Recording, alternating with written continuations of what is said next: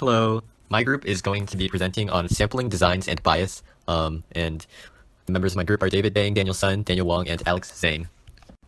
So why do we use samples? And samples are used to draw conclusions about larger populations without having to, ask everyone in the whole population. And to do this, you have to, number one, define your population, and number two, define what you want to be measuring about your population. Here are just a couple of definitions that are important. One is a population, and a population is the entire group of individuals that you want to be collecting information about. And the sample is your subset of individuals in the population from which you're actually collecting data, which you're going to use to draw conclusions about the bigger population. So what are ways to create a sample survey? Let's say we wanted to find students' opinion on social justice movements at a certain high school. We could possibly survey the first 20 students that walk into the social justice classroom. However, this creates a convenient sample, an easy-to-reach sample that is typically unrepresentative of the population. Social justice students are more likely to share social justice viewpoints. Maybe we could create an online poll, open to all students in that high school. However, this is considered a voluntary response sample, when people choose themselves by responding to a general invitation that is also typically unrepresentative of the population. Those who take the poll are likely to feel strongly about social justice and will likely share the same opinion. These sampling errors result in something called bias. Bias refers to the tendency of a measurement process to over or underestimate the value of a population parameter, favoring certain outcomes. So if those methods don't work, what's a good way to sample? We can use something called random sampling. While bias occurs from other methods, random sampling avoids bias by using chance to determine which members of the population are included in the sample. A simple random sample, or otherwise known as an SRS, is a good example of this. An SRS of size n is chosen in such a way that every group of n individuals in the population has an equal chance, 1 over n, to be selected as the sample.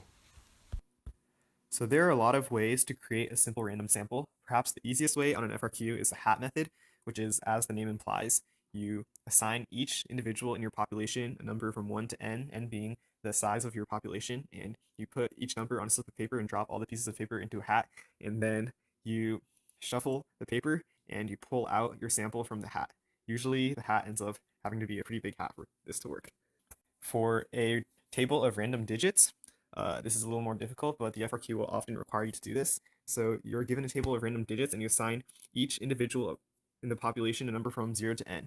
And you select a row in the random digit table and go through the numbers in groups of d being the number of digits in n. If a number is part of the population, add the corresponding individual to the sample, skip repeats, and do this until you have n number of individuals, which is the size of your sample. And so finally, the methods to creating a simple random sample using technology, specifically a TI-84 calculator.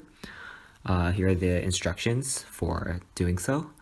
You can see here we're using random integer generator, and the first two parameters, as seen in the third screen, specify the range, inclusive, and the last specifies how many numbers are to be generated. So another type of sampling technique that we have is stratified random sampling.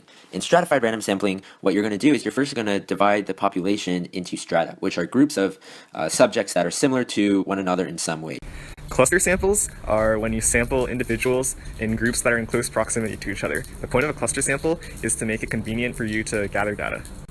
A first type of selection bias is voluntary response. So the members who report themselves they want to report themselves, so they're more likely to feel some sort of passion for the subject, and they're more likely to respond in a certain way. Undercoverage is when not all members are the sampled, so your sample is not representative of the population. Similarly, with convenience sampling, a lot of people are easier to reach, so they're more likely to be part of your sample, so it's not equally representative of everyone. And finally, in non-response, not everyone responds, so your sample is not fully representative once again, because people are not going to be able to participate in your sample.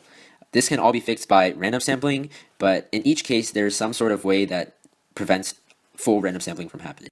A really specific type of bias is response bias. So you can have a question that's worded in a certain way that would lead a person to be more likely to respond in a certain way. For example, what is your opinion versus of Ms. Dabashi versus do you like Ms. Dabashi? Do you like Ms. Dabashi plants the idea of liking Ms. Dabashi in the person, so they're more likely to respond with I like Ms. Dabashi.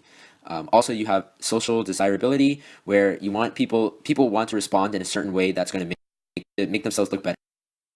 If you want to do some extra problems to test your sampling abilities, do 2003 number 4, 2003 B number 4, 2002 number 2, or 1998 number 3.